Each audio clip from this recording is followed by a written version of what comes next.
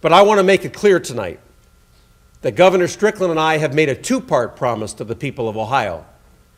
And that $733 million of cuts fulfills only one part of the promise. The first part of the promise, live within our means. The second part of our promise, invest in what matters. If you only cut your budgets, you are only living up to half the promise that you made to the people of your city when you were sworn in and recited your oath of office. Because I don't know of any business, I don't know of any community, and I don't know of any region or state that can cut its way to prosperity. Does it mean you don't cut? No, absolutely. You must cut. You must do more with less. But in also to do more for those who have less, you must also invest.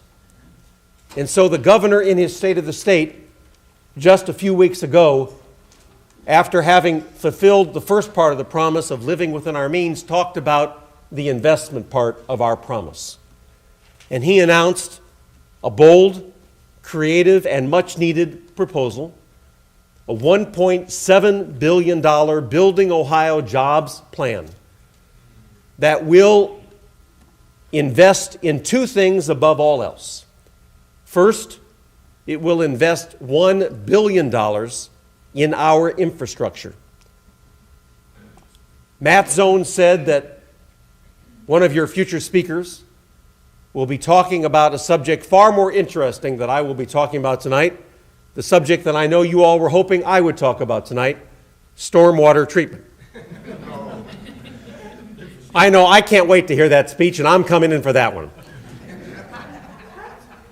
I'm joking, but I have to say to you that even though stormwater treatment is probably the least sexy speech you'll ever hear, it is a big deal to all of you, and it should be, because it's about infrastructure.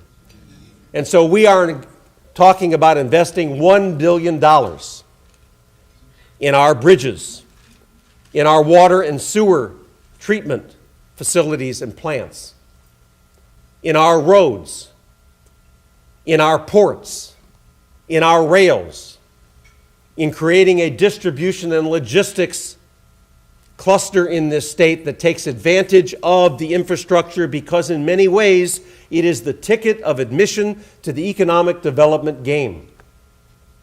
In the first few days of our administration, I got a call from a company that said, we have to make a choice. We want to build a new corporate headquarters, and we've narrowed it down to two sites, one in southwest Ohio and one in northern Kentucky. Now, the site, he said to me, in southwest Ohio is beautiful. It's just the size we need.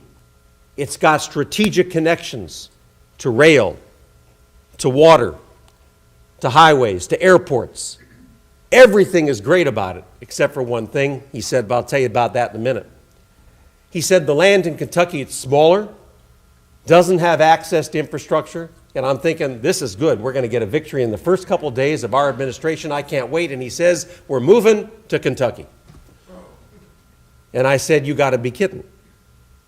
I said, I'm just learning about economic development, but what you just said doesn't make any sense to me. Could you explain? He said, sure, I'll explain it to you. You see, that land in Ohio is environmentally contaminated. It will take you 24 months, even if you start tomorrow, to clean it up.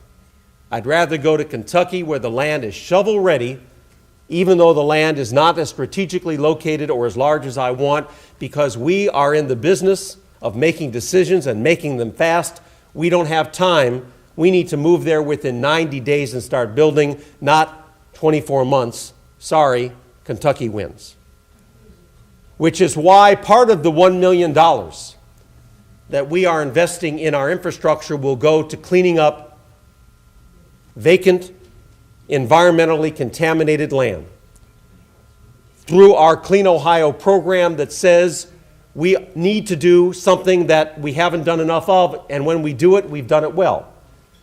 And that is to make sure in our suburban and urban areas that if there is land that's environmentally contaminated, we got to get it clean and get it job and shovel ready whether or not we know that there's a partner on the other end.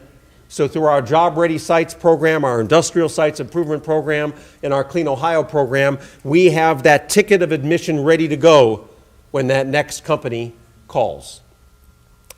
The other $700 million in the governor's plan, that's invested in targeted industries of strength and growth.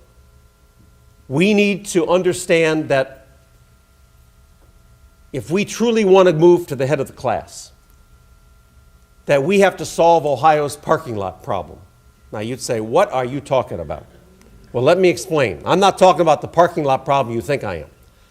I'm talking about this problem.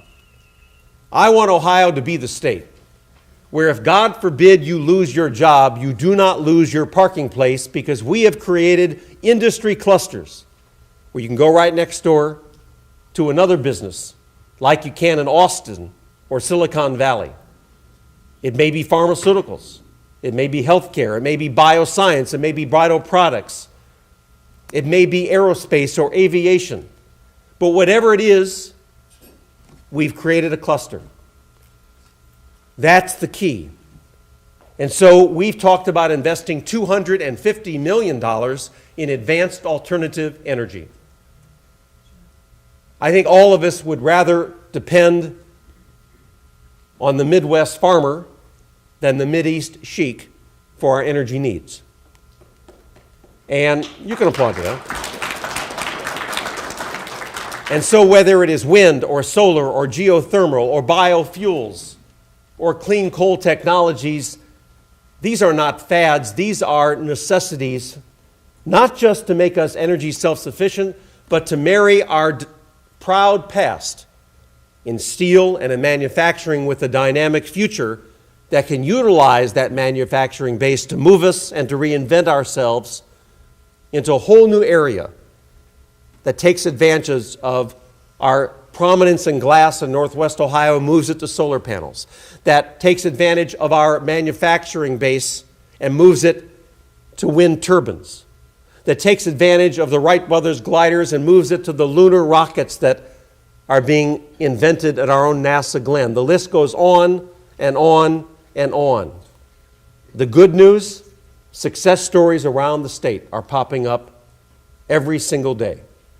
But without targeted investments in alternative and advanced energy, another $200 million in healthcare and biosciences, and another $100 million in bioproducts that marries our strength in rubber and plastics and polymers. 2 minutes, what happened to the 5? Okay, not fair. Okay, well, we'll do like a commercial or something. Okay. I'm just on the roll. This is just my introduction. Okay. Okay. Maybe we stop now. We stop now?